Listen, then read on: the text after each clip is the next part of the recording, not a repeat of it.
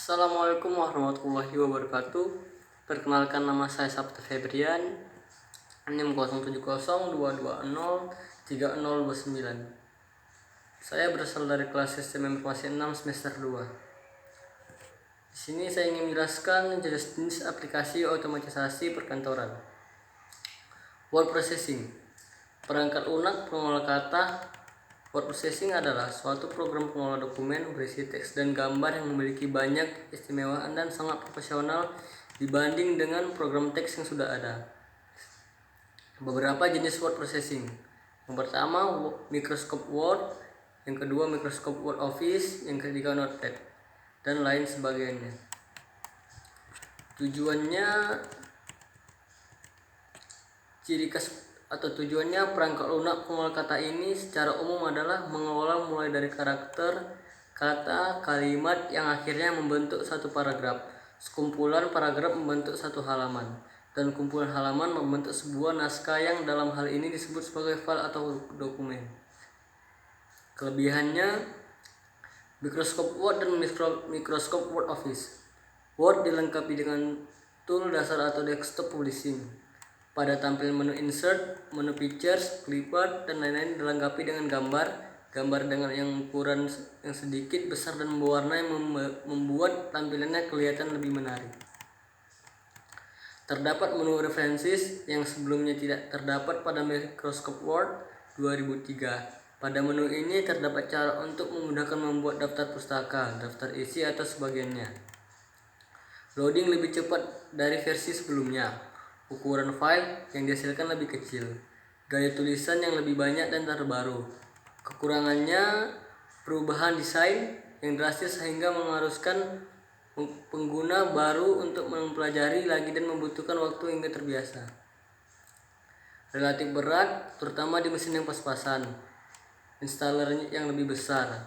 Spesifikasi yang dicapai lebih berat, yaitu prosesor sebagai 500 MHz kecepatannya, RAM sebesar 256 MB atau disarankan 512 MB, VGA 64 MB agar pemrosesan gambar lebih cepat. HDD yang disediakan minimal 600 MB, disarankan 1 GB. Minimal OS Windows XP dengan SP2. Notepad bisa digunakan untuk mengetikkan skrip PHP, HTML, SQL, dan lain-lain. Notepad bisa digunakan untuk mengunci folder dan bahan desain klasik. Formatnya bisa diubah-ubah sesuai jenis bahasa komputer yang kita inginkan. Kecepatan kemudahan dalam pengoperasinya juga mudah digunakan. Kekurangannya merupakan text editor paling sederhana atau basic text editor. Penggunaan karakter terbatas, tidak dapat menampilkan tabel, gambar, dan karakter khusus, dan bersifat manual. Electronic mail. Email atau electronic mail adalah bentuk sarana dengan cara mengirim informasi atau pesan yang menggunakan komputer, laptop atau smartphone dan menghubungkan ke jaringan internet.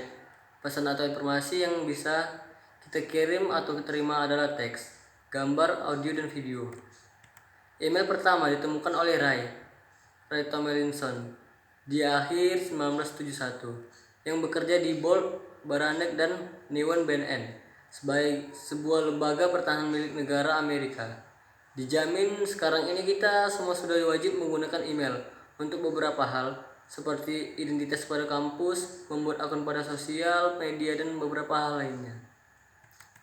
Tujuan dan fungsi untuk mengirim serta menerima pesan. Dengan fungsi attachment pada aplikasi email, kita bisa melampirkan sebagai jenis data seperti foto, video, dan lainnya.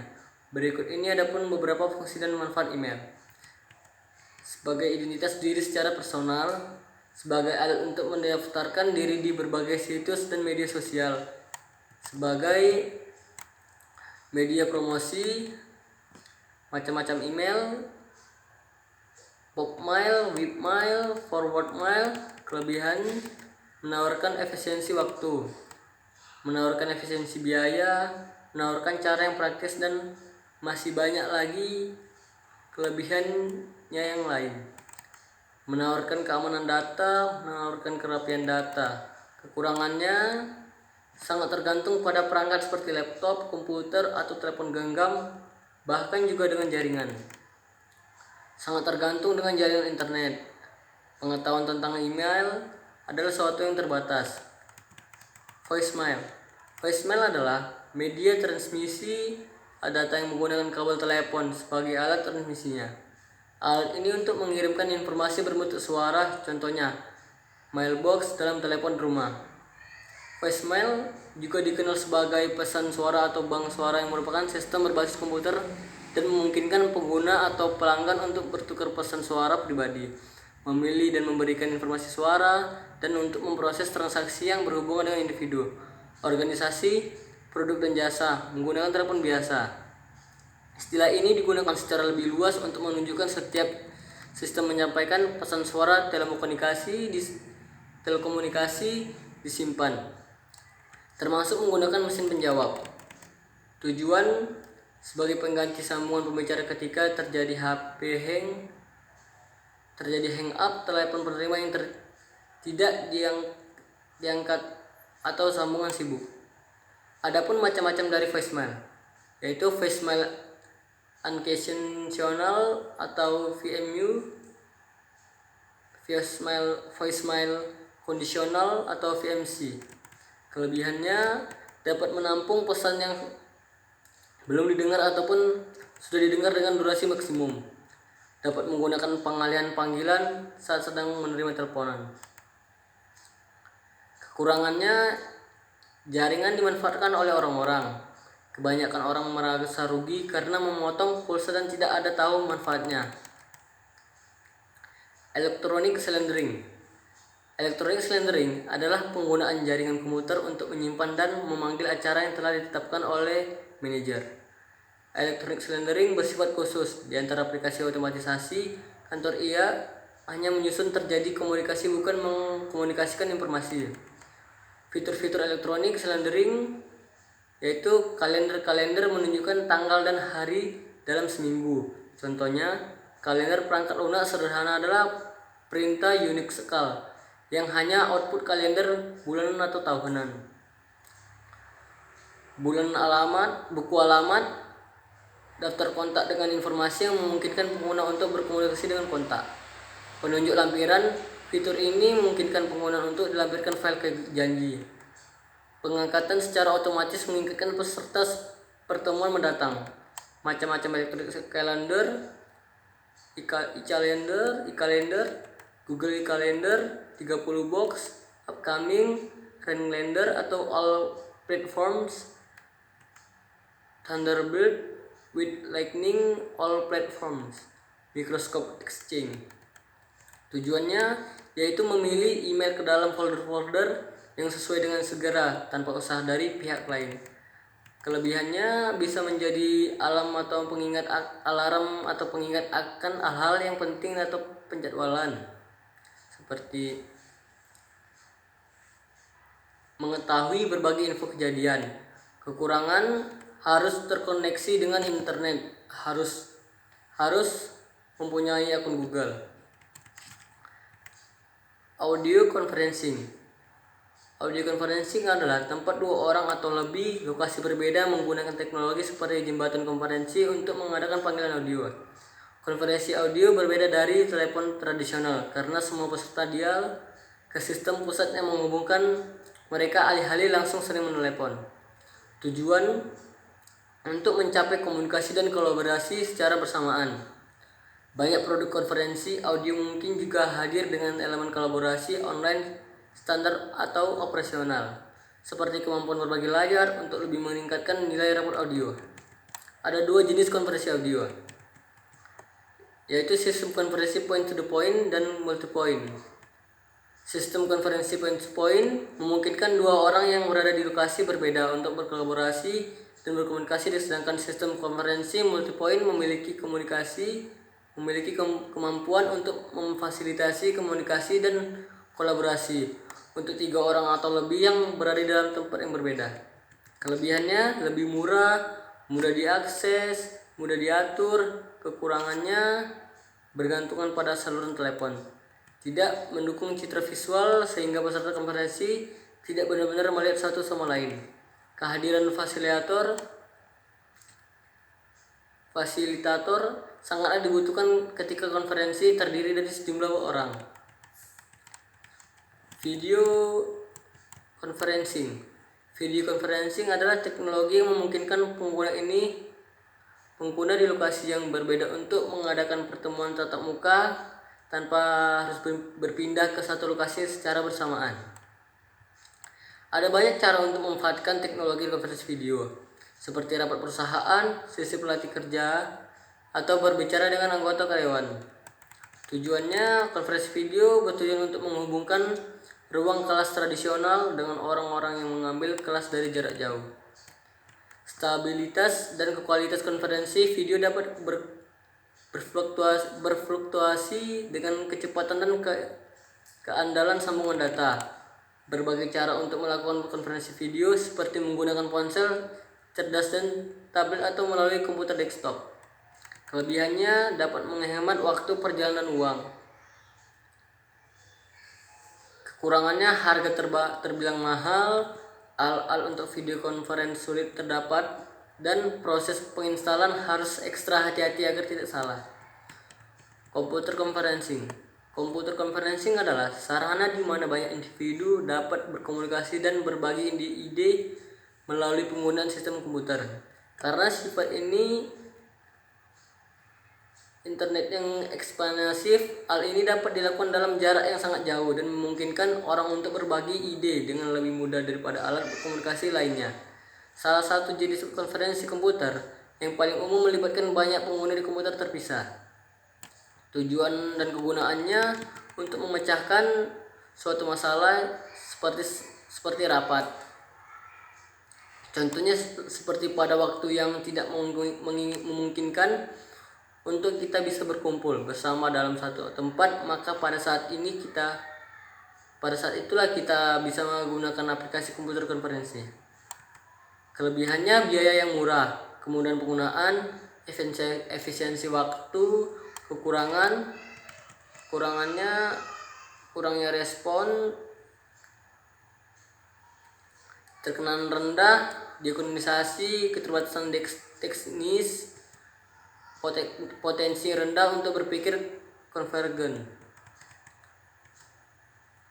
Facsimile transmission berarti transmisi dokumen sumber dengan mesin faksimili yang mengkodekan dokumen menjadi sinyal optik atau listrik, mengirimkan dan merekonstruksikan sinyal untuk mencetak duplikat dokumen sumber di ujung penerima.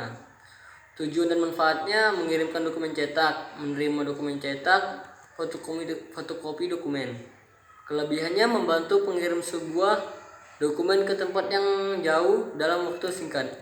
Kekurangannya dalam mulutnya yang telah menurunkannya dalam posisi di bawah surat elektronik atau email sebagai bentuk alat transfer dokumen secara elektronik yang telah tersebar lapang dan digunakan sangat jumlah orang.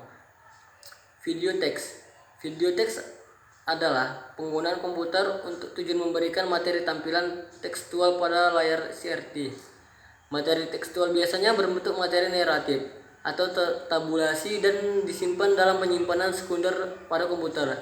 Video teks ini memungkinkan setiap individu untuk meminta kerangka informasi dari komputer pusat melalui telepon dan kabel, atau ditampilkan pada layar berupa tampilan video.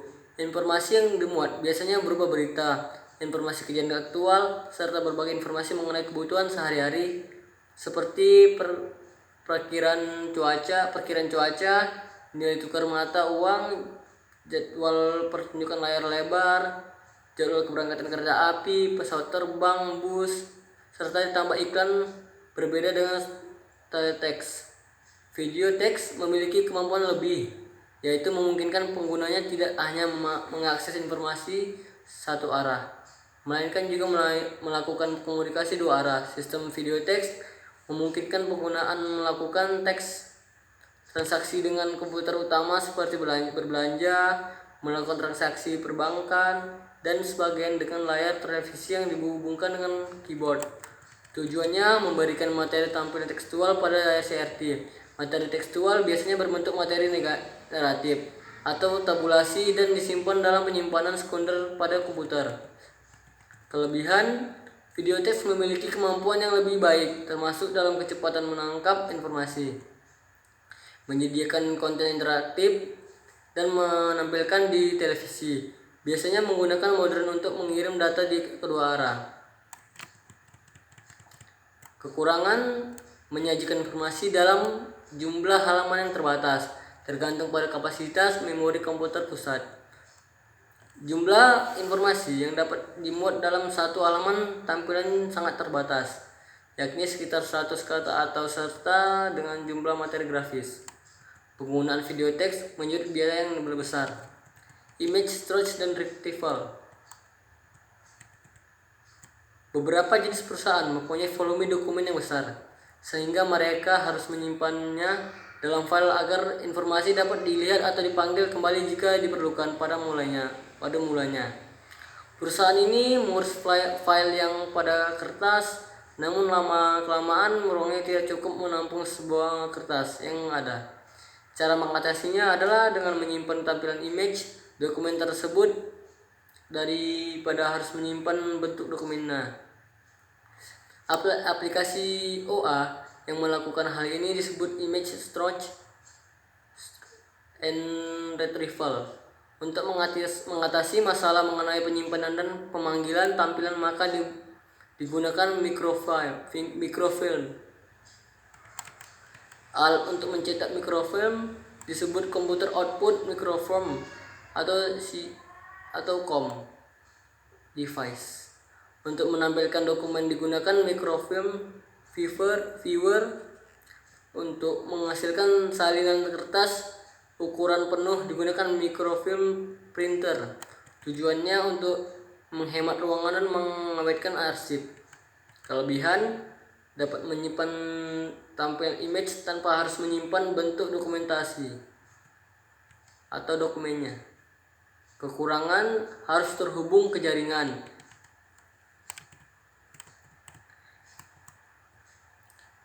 Desktop publishing atau DTP adalah pekerjaan merancang media publikasi menggunakan alat bantu komputer desktop, yaitu menggunakan software. Karena menggunakan komputer, maka erat sekali kaitnya dengan software perangkat lunak.